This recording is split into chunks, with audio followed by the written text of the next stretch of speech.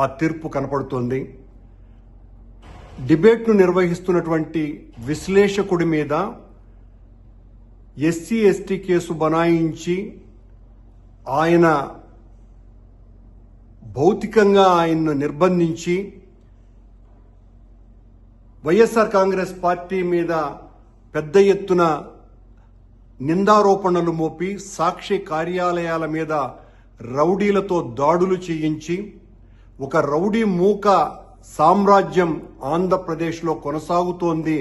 అన్నటువంటి సంకేతాలకి ఈ రోజున సుప్రీంకోర్టు ఇచ్చినటువంటి తీర్పు కొమ్మినేని శ్రీనివాసరావు గారి యొక్క అరెస్టు అక్రమమని, కొమ్మినేని శ్రీనివాసరావు గారిని వెంటనే విడుదల చేయాలని, మేము కూడా కోర్టులో విచారణ జరుగుతున్నప్పుడు కొన్ని విషయాలలో నవ్వుతూ ఉంటాం, అలాగని ఈ రకంగా అర్థం చేసుకుంటామా అన్నటువంటి వ్యాఖ్యానం కూడా చేసి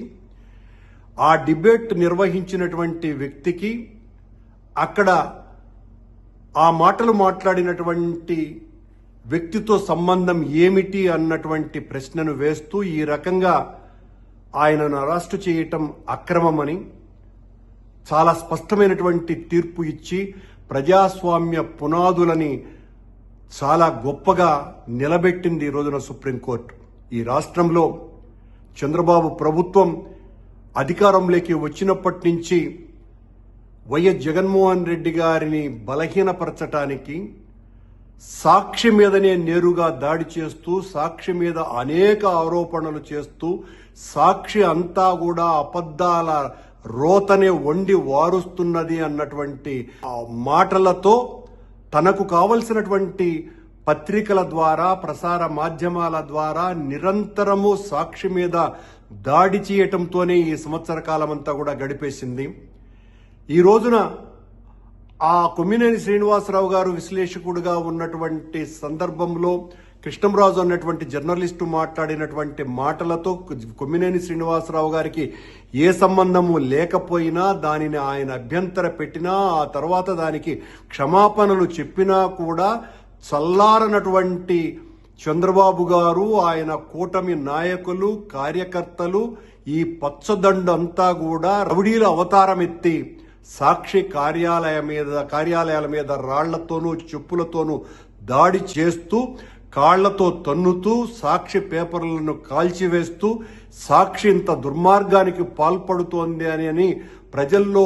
విషబీజాలు నాటేటువంటి ప్రయత్నం 4 రోజులుగా పెద్ద ఎత్తున చేస్తున్నటువంటి ఈ అరాచక ముఠా ప్రయత్నాలకు సుప్రీంకోర్టు పెద్ద ఎత్తున సమాధానం చెప్పింది. ఈ రోజున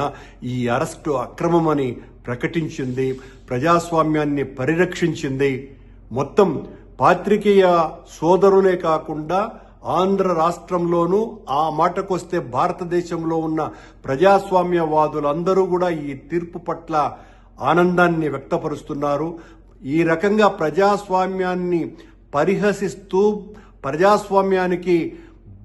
బందీలుగా చేస్తూ, ప్రజాస్వామ్యంలో ఈ రకమైనటువంటి చర్యలు ఉండకూడదని ఎంత ఘోషిస్తున్నప్పటికీ కూడా పెత్తనం మా చేతిలో ఉంది, అధికారం మా చేతిలో ఉంది, మేమేమైనా చేస్తాము అన్నటువంటి తెలుగుదేశం పార్టీ కూటమి ప్రయత్నాలకు పెద్ద విఘాతంలాగా ఈరోజు సుప్రీంకోర్టు తీర్పు ఇచ్చింది. తద్వారా ఈ 4 రోజుల పాటు సాక్షి కార్యాలయాల మీద దాడి చేసినటువంటి ఈ గూండాలు, రౌడీల యొక్క అరాచకత్వం